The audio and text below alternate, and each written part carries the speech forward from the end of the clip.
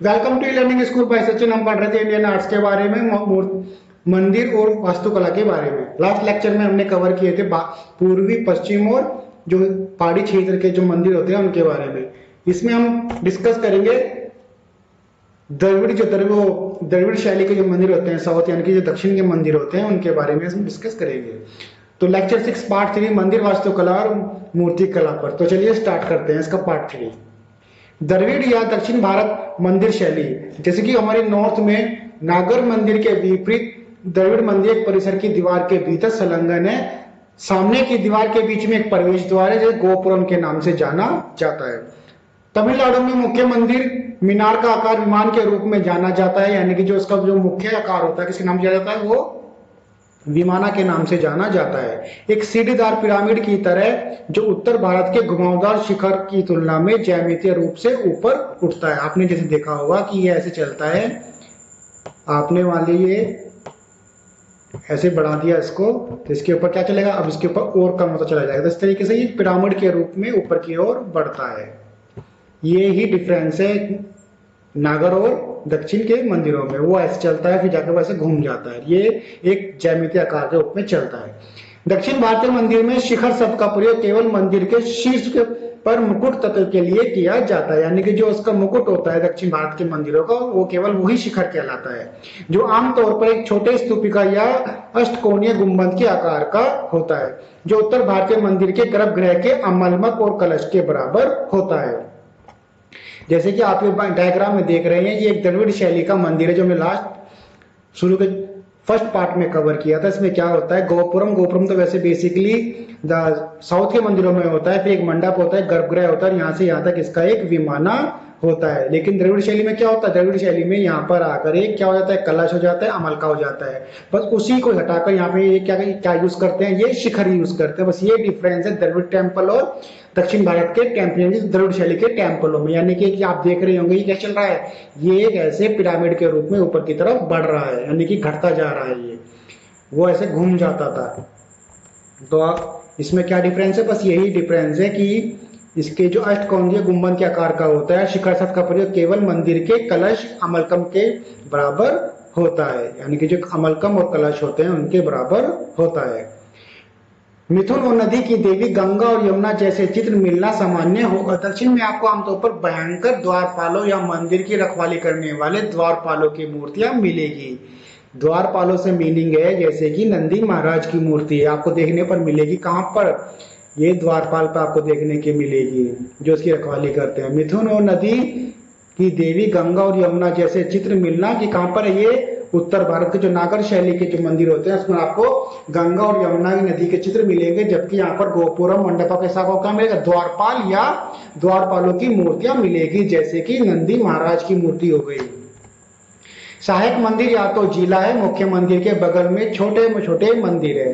यानी कहने का मतलब ये है जो सहायक मंदिर है उसके साथ में आपको छोटे छोटे मंदिर देखने को मिलेंगे। कई शिकारों के एक समूह के रूप में एक साथ उठने का उत्तर भारतीय विचार दक्षिण भारतीय लोकप्रिय नहीं था। दक्षिण भारत के कुछ सबसे पवित्र मंदिरों में मुख्य मंदिर जिसमें गर्भगृह स्थित है वास्तव में सबसे छोटे टावरों में से एक है। ऐसा इसलिए है क्योंकि यह आमतौर पर मंदिर का सबसे पुराना हिस्सा है। समय बीतने के साथ उस मंदिर से जुड़े शहर की आबादी और आकार बढ़ गया होगा और मंदिर के चारों ओर एक चार दीवारी बनाना आवश्यक हो गया होगा, जो कि आपको उत्तर भारत के मंदिरों में देखने को नहीं मिलती। तो चार दीवारी देखने को कहाँ मिलती है, आपको दक्षिण भारत के मंदिरों में देखने को आपको चार दीवारी मिलेगी। यह इतना लंबा होता है कि आखिरी वाला और उसके गोपुरम और ऊंचे होते हैं। तो गोपुरम कहाँ मिलता है आपको देखने के लिए, भी दक्षिण भारत के मंदिर में मिलेगा। उदाहरण के लिए तिरुचिरापल्ली में श्रीरंगम मंदिर, तो आपका एक क्वेश्चन यहीं से डायरेक्ट बन जाएगा कि श्रीरंगम का मंदिर कहाँ पर है, तो ये तिरुचिरापल्ली में है। 7 सैकेंडित आयताकार बाड़े की इसके अंदर दीवारें कितनी है, 7, जिनमें से प्रत्येक में क्या है, गोपुरम है, सबसे बाहरी सबसे नया है, जबकि गर्भगृह के केंद्र में स्थित टावर सबसे पुराना होता है।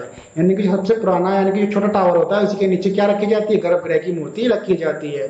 और इनमें प्रत्येक में क्या होता है, गोपुरम मिलेगा आपको देखने के लिए तिरुचिरापल्ली का जो श्रीरंगम का मंदिर है। इस प्रकार मंदिर शहरी वास्तुकला का एक केंद्र बनने लगा। तो आपको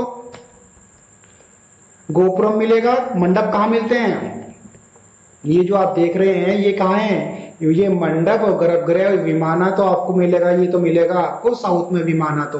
और ये शिखर, ये कला जो अमल का होती है उसको शिखर बोलते हैं। तो यानी कि मंडप वगैरह कहाँ मिलते हैं, ये द्रविड़ शैली में मिलते हैं। इसमें यहाँ पे क्या आ जाएगा, इसमें गोपुरम हो जाएगा और यहाँ पर बड़े बड़े द्वारपाल की देखने को आपको मूर्ति मिलेगी, जैसे कि नंदी महाराज की।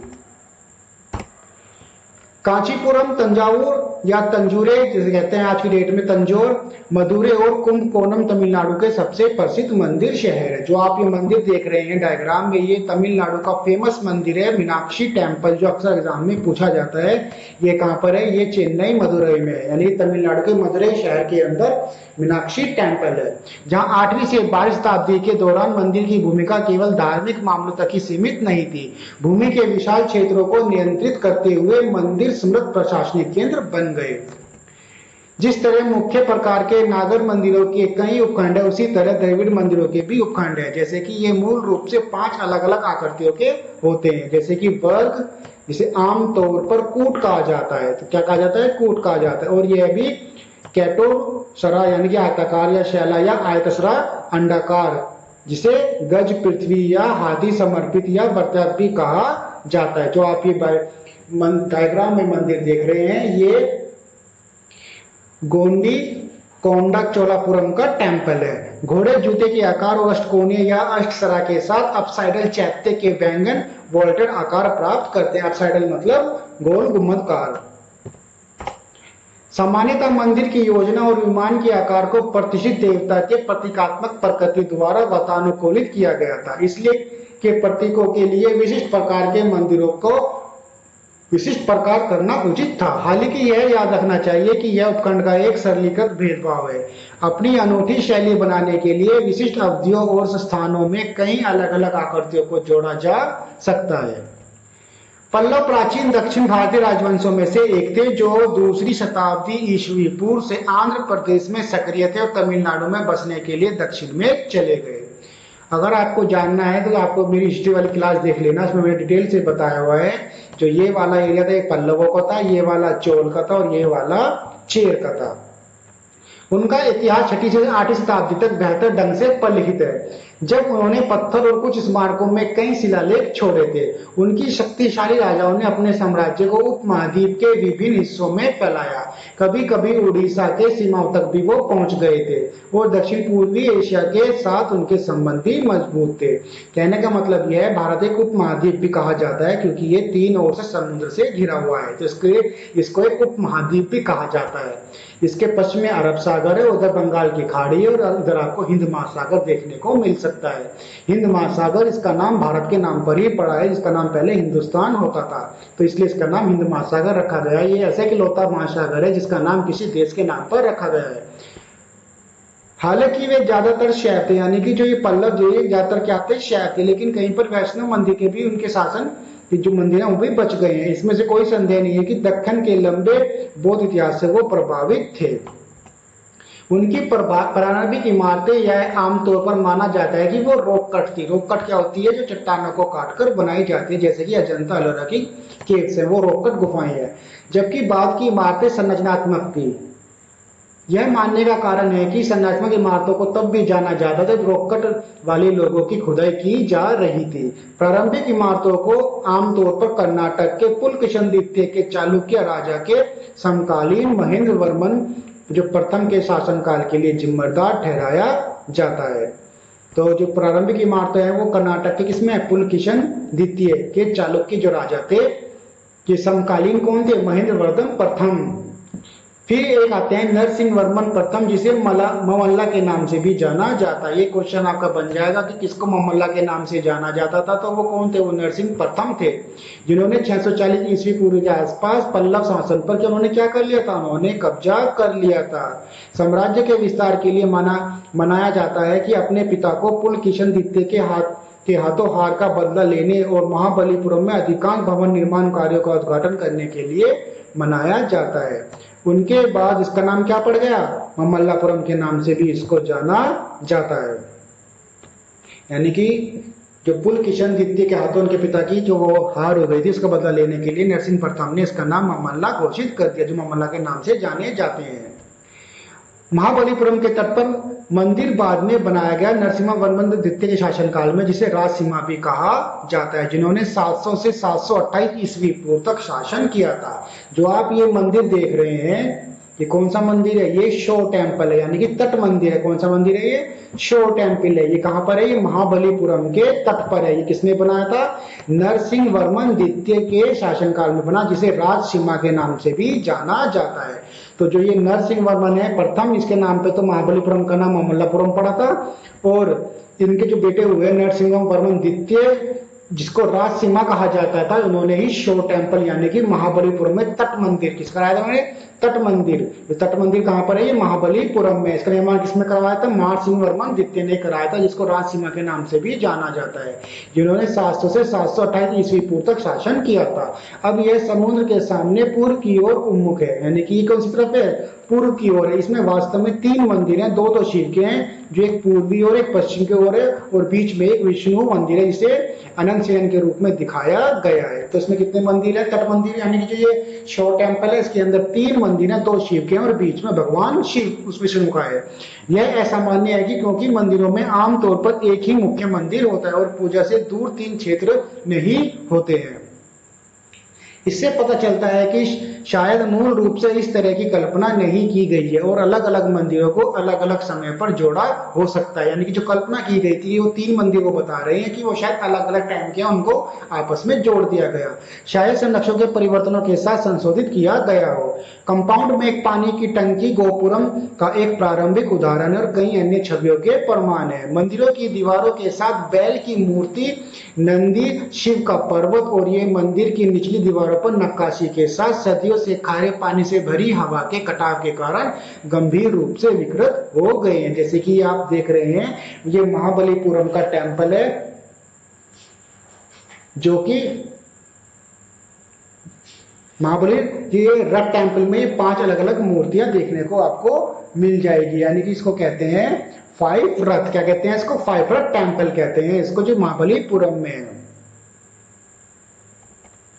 तंजावुर का शानदार शिव मंदिर, जिसे राजेश्वर और भद्रेश्वर मंदिर कहा जाता है, राज राजा चोल द्वारा 1009 ईस्वी के आसपास पूरा किया गया था, और यह अखिल भारतीय मंदिरों में सबसे बड़ा और सबसे ऊंचा मंदिर है। तो जो यहीं से आपके जो आप देख रहे हैं, ये आप पैराग्राफ देख रहे हैं, यहाँ से आपके कितने ही क्वेश्चन फ्रेम कर सकते हैं। जैसे कि तंजावुर का मंदिर कहाँ पर है? तो ये तंजावर में है। ये सॉरी, भद्रेश्वर का मंदिर कहाँ पर है? तंजावर में है। किसने बनवाया था? ये चोल शासक राज राजा ने बनवाया था। कब बनवाया था? 1009 में बनवाया था। ये सबसे बड़ा और सबसे ऊंचा है भव्य मंदिरों में। और ये कहाँ पर है? तंजावुर में है। ये किसको डेडिकेटेड? भगवान शिव को डेडिकेटेड। भद्रेश्वर का मंदिर किसको डेडिकेटेड है? भगवान शिव को डेडिकेटेड। कहाँ पर है? तंजावुर में। किसने बनवाया था? राज राजा चोल ने बनवाया था 1009 के आसपास। इस समय मंदिर का निर्माण समर्था और चोल काल के 100 से अधिक महत्वपूर्ण मंदिर संरक्षण की अच्छी स्थिति में है, और कई और अभी भी महत्वपूर्ण है। अपने पूर्ववर्तियों पल्लवों, चालुक्य या पांडवों द्वारा निर्मित किसी भी चीज से बड़े पैमाने पर है। इस चोल मंदिर का पिरामिड बहुमंजिला विमान एक विशाल 70 मीटर संरचना गुंबद के आकार की स्तूपिका से ऊपर उठता है, जो आप ये देख रहे हैं। इसके अंदर ये लगभग 70 मीटर है। यानी क्वेश्चन आजकल इनकी ऊंचाई को लेकर भी क्वेश्चन पूछा जाता है एग्जाम में, तो ये 70 मीटर ऊंचा, लगभग 230 फीट लंबा है। और ये पिरामिड बहुमंजिला विमान, यानी कि विमान कहाँ होता है? विमान होता है साउथ के मंदिरों में।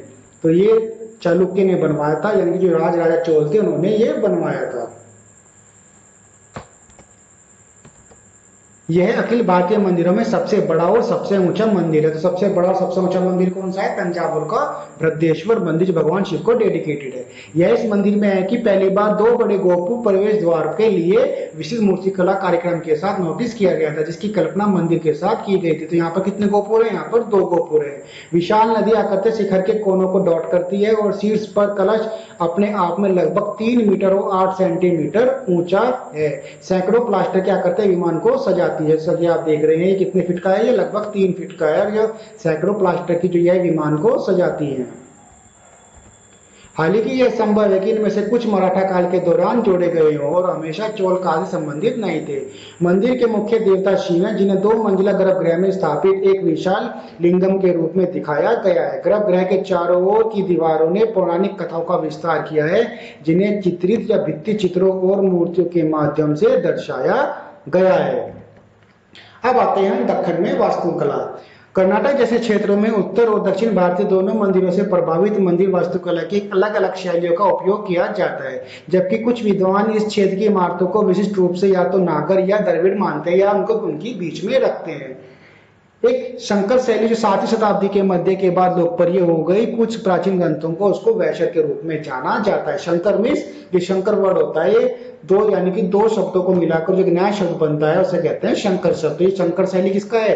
ये हमारी नागर और जो द्रविड़ शैली है उसके बीच की जो शैली उसे कहते हैं वैश्य शैली के नाम से जाना जाता है। जो आपको कहाँ मिलेगी? आपको दक्कन में मिलेगी, यानी जो दक्कन का पठार है वहां मिलेगी। कहाँ पर ये मिलेगी? आपको कर्नाटक वाले एरिया में, जो चालुक्यों की राजधानी थी बदामी। 7वीं शताब्दी के अंत में या 8वीं शताब्दी की शुरुआत में एलोरा में महत्वाकांक्षी परियोजना और भी बड़ी हो गई। लगभग 750 ईस्वी में पश्चिमी चालुक्य नियंत्रक राष्ट्रकूट द्वारा लिया गया, यानी जो पश्चिम में जो चालुक्य शासक था किसने ले लिया था? वो राष्ट्रकूटों द्वारा कब्जा लिया गया, जिनकी राजधानी मान्यखेट होती थी, जिसका संस्थापक दांती दुर्ग था। उसमें जो कृष्ण प्रथम थे उन्होंने ये एलोरा गुफा की स्थापना मतलब की खोज करवाई बनवाई थी।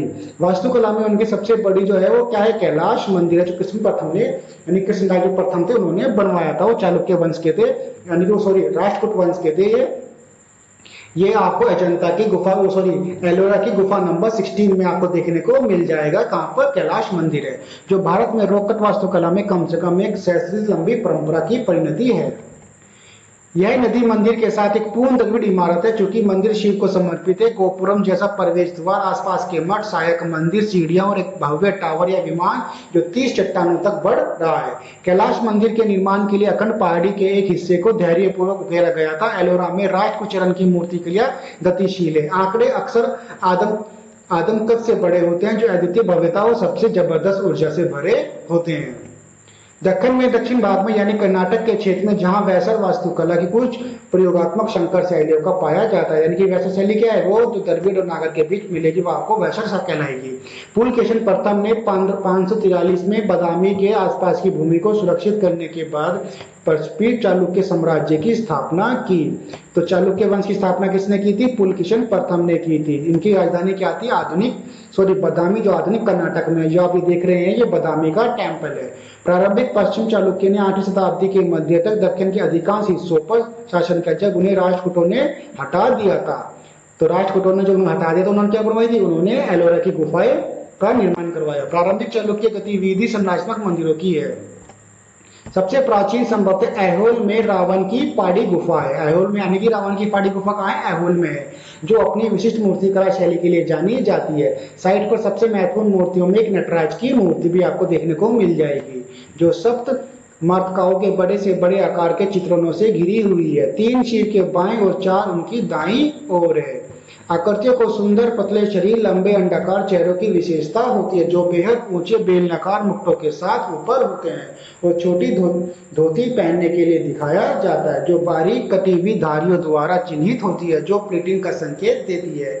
वे समकालीन पश्चिमी दक्कन या वाकाटक शैलियों से विशिष्ट रूप से भिन्न है, जिसे महाराष्ट्र और पोन्नार और रामटेक में आपको देखने को ये मिल जाएंगे।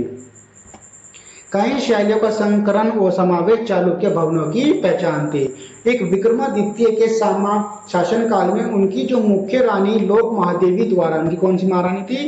विक्रमादित्य की रानी लोक महादेवी द्वारा बनाए गए पटाड़कल, कहाँ पे ये पटाड़कल में सभी चालुक्य मंदिरों में सबसे विशिष्ट कौन सा है? विरूपाक्ष का मंदिर। तो विरूपाक्ष का मंदिर आपको यहाँ से 3-4 क्वेश्चन बन जाएंगे कि विरूपाक्ष का मंदिर किसने बनवाया था? तो ये चालुक्यों ने बनवाया था। किसने बनवाया था? एक विक्रमादित्य की रानी होती थी लोकी महादेवी, यानी कि इनकी लोक महादेवी उनके द्वारा बनवाया गया था, जो पटाड़कल में है, जो भगवान शिव को समर्पित है। मंदिर द्रविड़ परंपरा के सबसे अच्छे प्रारंभिक शिविरों में से एक है। इसके विविध अन्य पूर्वी चालुक्य मंदिर जैसे कि बदामी से 5 किलोमीटर दूर महाकूट और आलमपुर में स्वर्ग ब्रह्मा मंदिर ओडिशा और राजस्थान से उत्तरी शैलियों का एक बड़ा समावेश दिखाते हैं। तो बदामी से कितनी दूर है? 5 किलोमीटर आपको क्या मिलेगा?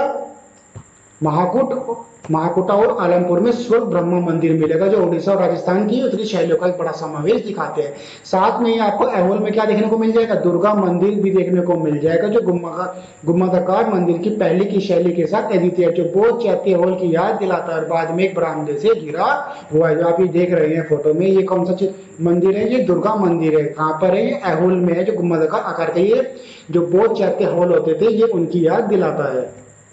एक शिखर के साथ जो शैलीगत रूप से एक नागर की तरह है। अंत में कर्नाटक के ऐहोल में लाड़ खान मंदिर का उल्लेख किया जाना चाहिए। तो लाड़ खान का मंदिर कहाँ है, कर्नाटक के ऐहोल में। ऐहोल में क्या क्या है, वहां पर आपको रावण की फाड़ी भी देखने को मिल जाएगी, ये दुर्गा मंदिर भी देखने को मिल जाएगा, और ये विरूपाक्ष का मंदिर कहाँ पर है, ये पड़ाकट में है।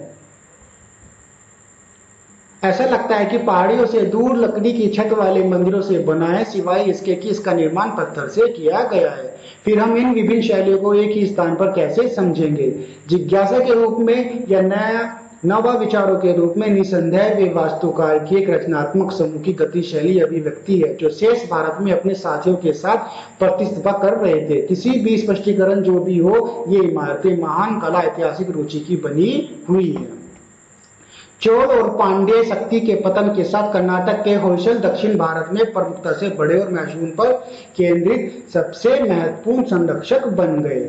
लगभग 100 मंदिरों के अवशेष मिले हैं, जो दक्कन का है। हालांकि उनमें से केवल 3 ही सबसे अधिक चर्चा में है, बेलूर के मंदिर, हलेबीड और सोमनाथपुरम। जो आप ये देख रहे हैं, ये सोमनाथपुरम का टेम्पल है। शायद इन मंदिरों की सबसे विशिष्टता यह है कि वे पहले के सीधे वर्गाकार मंदिर से इतने प्रक्षेपित कोनों के साथ अत्यंत जटिल हो जाते हैं कि ये इन तारा मंडलों योजना की योजना कहलाते हो। क्योंकि ये साबुन के पत्थर से बने हैं। किससे बने हैं, ये साबुन के पत्थर से बने हैं, इसलिए उनकी मूर्तियां जटिल है। ये विशेष रूप से देवताओं को आभूषणों से देखा जा सकता है, जो उनके मंदिरों की दीवारों को सजाते हैं। कर्नाटक के हलेबीड से होयसलासन मंदिर, यानी कि होयसला के भगवान को 1150 ईस्वी में होयसल राजा द्वारा गहरे अचिष्ट पत्थर में बनवाया गया था। होयसल मंदिर कभी कभी पूरी तरह से द्रविड़ और ना ही नागर होते हैं, लेकिन कहीं बीच में होते हैं। वे आसानी से अत्यधिक मूल स्टार जैसी जमीन योजनाएं और सजावटी नक्काशी का प्रतिनिधित्व करते हैं। तो आप ये जो देख रहे हैं, कर्नाटक के हलेबीड में कौन सा मंदिर है, होयसलेश्वर मंदिर है, जो होयसला के भगवान को समर्पित है। कब बना था, 1150 ईस्वी में बना था। किसने बनाया था, होयसल राजा ने बनवाया था। ये यानी कि होयसल राजा थे, उन्होंने इसको बनवाया था। नटराज के रूप में शिव को समर्पित हलेबीड मंदिर संगीत और नृत्य की सुविधा के लिए मंडप के लिए एक बड़े हॉल के साथ एक डबल इमारत है। जो आप ये देख रहे हैं, भगवान शिव की नटराज की ये मंदिर कहाँ मिलेगी आपको, हलेबीड मंदिर में मिलेगी देखने के लिए, ये नटराज के रूप में। प्रत्येक भवन के आगे एक नदी मंडप है। यहाँ और पास के बेलूर में मंदिर की मीनार बहुत पहले गिर गई थी, और मंदिरों की उपस्थिति का एक विचार अब केवल प्रवेश द्वार ही हो सकता है। केंद्रीय वक्पान से जानवरों की कोणीय विपुल नक्काशी को काट दिया गया। नक्काशी इतनी जटिल है कि ऐसा कहा जाता है कि उदाहरण के लिए सैकड़ों हाथियों के निरंतर जुलूस की विशेषता वाले निचले सबसे फ्रिज में कोई भी 2 हाथी एक ही मुद्रा में नहीं है। 1336 ईस्वी में स्थापित विजयनगर, जिसका शाब्दिक अर्थ है जीत का शहर, ने कई अंतर्राष्ट्रीय यात्रियों को आकर्षित किया, जैसे कि इतावली, निकोलो डी कॉन्टी। तो निकोलो डी कॉन्टी कहाँ के थे, ये इटालियन थे। और ये पुर्तगाली कौन कौन थे, डोमिंगो पेस, फर्नो नुनियास और डुआर्टे बारबोसा। उसके बाद अफगान का कौन था, अब्दुल रज्जाक। ये क्या थे, ये हमारे यात्री थे, जिन्होंने शहर के जलवंत खाते छोड़े हैं। इसके अलावा विभिन्न संस्कृत और तेलुगु कार्य इस राज्य की जीवन साहित्यिक परंपरा का दस्तावेजीकरण करते हैं। तो 1336 में किसकी स्थापना हुई थी, तो विजयनगर साम्राज्य की स्थापना हुई थी। किसने की थी, ये बुक्का और हरी 2 भाई थे, उन्होंने की थी। इसको जीत का शहर के नाम से जाना जाता है। इनके शासनकाल में इतावली से कौन आया था, निकोलो डी कॉन्टी आया था। पुर्तगाली कौन आया था, डोमिंगो पेस, फर्नो नुनियास और डुआर्टे बारबोसा। अफगान से कौन आया था, अब्दुल रज्जाक आया था। तो ये सब किसमें आए थे, ये विजयनगर साम्राज्य में आए थे। स्थापत्य की दृष्टि से विजयनगर सदियों पुराने द्रविड़ मंदिर वास्तुकला को इस्लामी शैलियों के साथ सल्तनत द्वारा प्रदर्शित करता है। उनकी मूर्ति कला भी हालिक मौलिक रूप से चोल विचारों से ली गई है, और जानबूझकर चोल विचारों को फिर से बनाने की कोशिश की गई होगी। कभी कभी विदेशियों की उपस्थिति दिखाती है कि 15वीं शताब्दी के अंत और 16वीं शताब्दी की शुरुआत से उनके उदार खंड इतिहास में एक आकर्षक समय अन्वेषण और सांस्कृतिक संलयन को संरक्षित करते हैं। कमेंट सेक्शन में कमेंट करके बताना कि आपको दक्षिण भारत के जो मंदिर है जिनको द्रविड़ शैली के नाम से जाना जाता है, जिसमें एक हमारा गोपुरम होता है जिसमें द्वारपाल रखे होते हैं, फिर बाद में गर्भगृह के ऊपर एक ज्यामितीय आकार में हमारा चलता है शिखर जानकी, जो उत्तर भारत में हमारे ये अमलकम और कलश होता था, तो वो क्या हो जाता है दक्षिण में जाकर केवल एक वो शिखर बन जाता है। तो इसमें हमने फेमस फेमस जो टेम्पल है जो अक्सर कवर किए जाते हैं एग्जाम में, जैसे कि मीनाक्षी टेम्पल मदुरई का, विरूपाक्ष मंदिर हो गया, इस तरीके के मंदिर जो भगवान शिव को डेडिकेटेड है, उन सब पर हमने आज चर्चा की। तो अगला जो इसका पार्ट 4 आने वाला है वो होगा हमारा बुद्धिस्ट जो टेम्पल होते हैं उनके बारे में। तो वो उसके बारे में जानने के लिए सब्सक्राइब करें e learning school. Thanks for watching.